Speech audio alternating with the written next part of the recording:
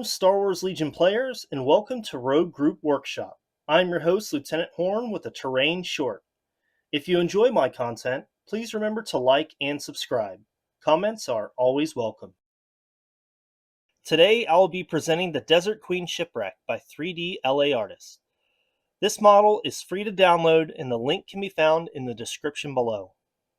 This model used 2.5 kilograms of filament and had a 2-day, 20-hour print time over 7 plates. There's also an alternate support plate that does not have the scaffolding on it, but I chose to print the support plate with the scaffolding to add some verticality to the model. Now when you're assembling this, I would assemble the shipwreck as one piece glued together, but I would keep these fins as separate pieces not to be glued in as they slide in and out of the slots in the body.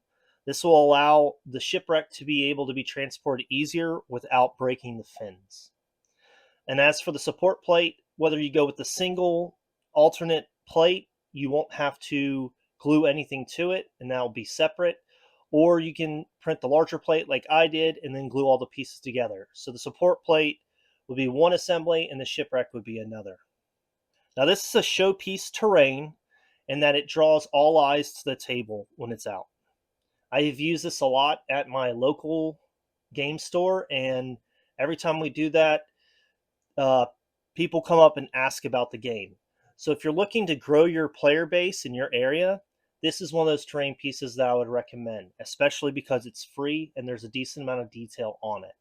This model is unstable, the shipwreck portion here, so you will always need to have the support plate printed and there holding the model up. Otherwise, you risk damaging your game minis.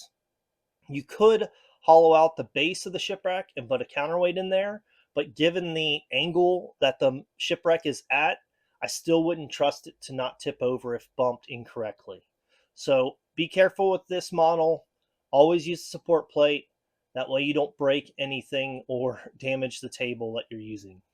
Now I've put a couple minis up here. You can see Yoda here in the front and the Wookiee behind him. I've got the Fluttercraft just to show the height. I have the Lat over here on the right just so you can see how large this terrain piece is to one of the largest minis in the game. And then underneath the support plate, you can see a Rebel AT-RT there, and that just goes to show how much height and gap there is between the support plate and the shipwreck portion of the terrain piece. Now you and your opponent will have to decide how you want to treat the scaffolding, whether or not you want to allow minis to be able to go underneath the scaffolding, whether or not you want it to be line of sight blocking going through the scaffolding, both horizontally and vertically, or whether you want to just make that an area terrain piece where the platforms are just platforms and that open area underneath is walled off. The latter is what I would recommend just to keep things simple with this model, as you don't really want to have something out there like this where just a slight movement of the mini and all of a sudden it can be shot out in the open. And that's all for today's episode. Be sure to check out my other videos and don't forget to like and subscribe.